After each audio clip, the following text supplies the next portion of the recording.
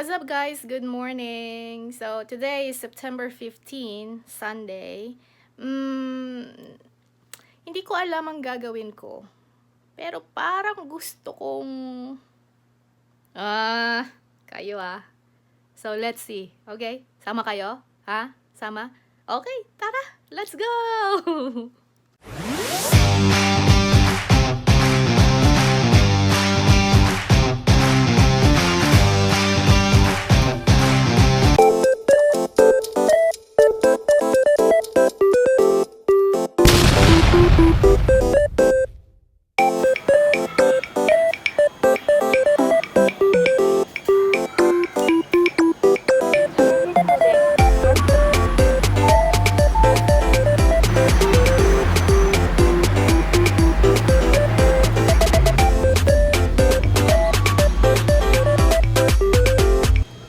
Ayan guys, nasa loob na ako ng Ion Mall. Yan pala yung salon kung saan ako magpapagupit at sobrang mura dyan. Yung totoo, apakaraming tao. Saan ako uupo dyan? Gutom na gutom pa man din ako. Ay nako. Punta na lang tayo sa Gio guys. Nako naman po, butas na naman ang bulsa ni Mael.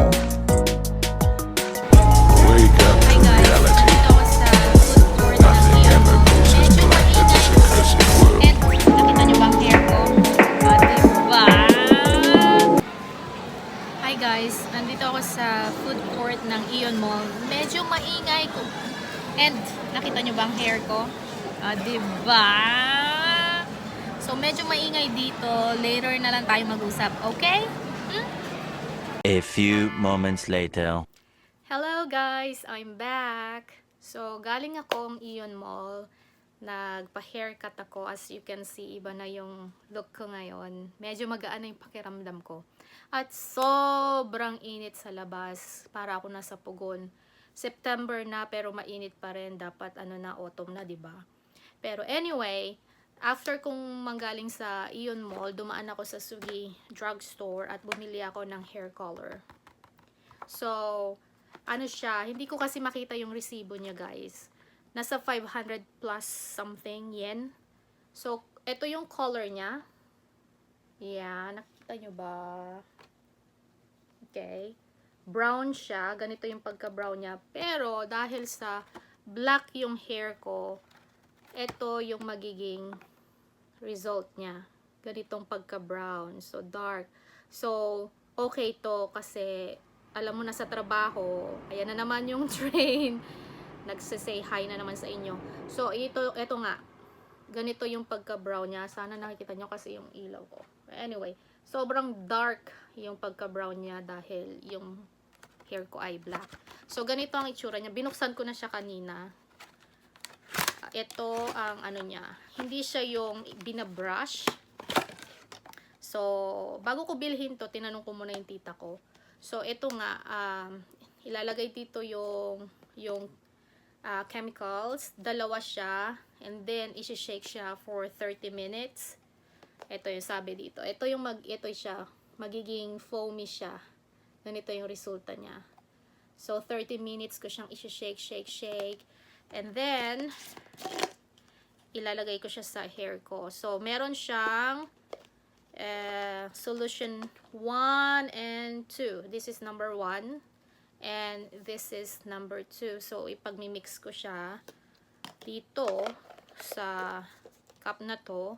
And then, isi-shake ko siya ng 30 minutes. Tapos, bubula na siya. Magiging foamy na siya.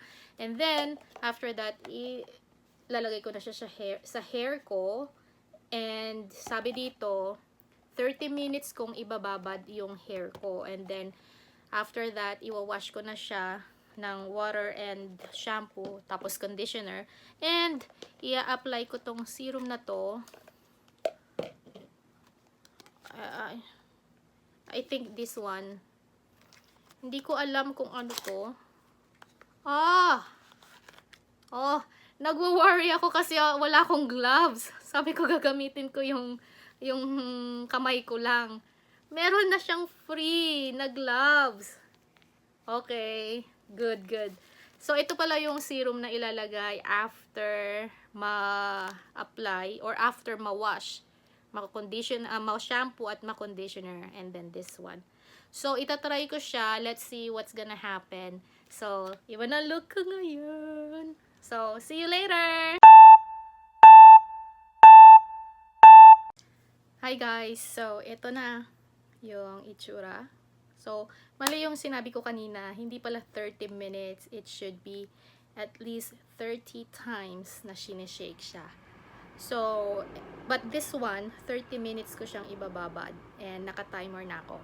So, babalikan ko uli kayo later. See ya! Hello guys! Eto na naman ako. Ito na. Ito na yung result. Air dry lang siya. Hindi ako nag-blower. Dark brown. Nakikita nyo ba? Ayan. So, mas okay siya kaysa naman sa sobrang light. Hindi ko gusto yung ganon. Siguro dahil sa nagkakaedad na rin. Anyway, so nung pumunta ako sa Sugi Drugstore, bumili ako ng mousse. Ito. 600 plus siya, guys. Gagamitin ko siya pag medyo malamig na. Kasi sa ngayon, medyo mainit pa rin. And then, habang naghihintay pala ako kanina sa schedule ko para magpagupit, dumaan ako sa GU at sale yung GU. Nagsisale kasi sila pag nag-change ng season. So, may binili akong 3. Pero before that, meet Kumamon. Kumamon. So, very famous na mascot dito sa Japan. So, yun nga, 3 yung binili kong damit na sale. Pero, wag kayong magre-react. Alam ko nasa isip ninyo, okay? Simplihan lang tayo. So, first, dun tayo sa simple. Yes, guys. Simple.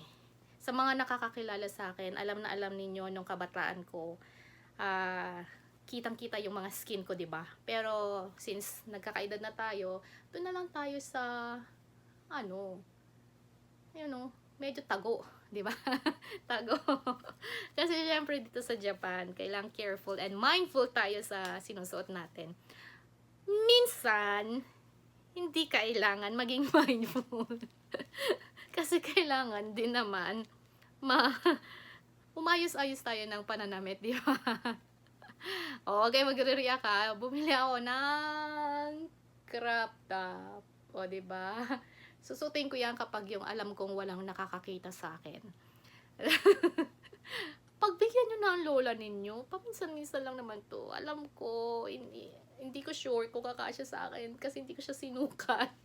Pag hindi kasya, hindi pamigay. So, manipis siya, manipis. Pang summer talaga. Eto, 390 yen. Oh, 'di ba mura-mura? I-convert nyo na lang sa peso kung magkano. And then, eto na naman. Another crop top. Yan. Kasi may binili akong jumpsuit. Dapat, i-partner natin sa jumpsuit para kahit papano naman magbuka akong bata. So, 390. Oh, large. Oh, 'di ba? Kasya yan, large eh. So, eto siya. Kung mapapansin niyo guys, puros dark yung binili ko kasi mahilig ako sa dark colors. Yun.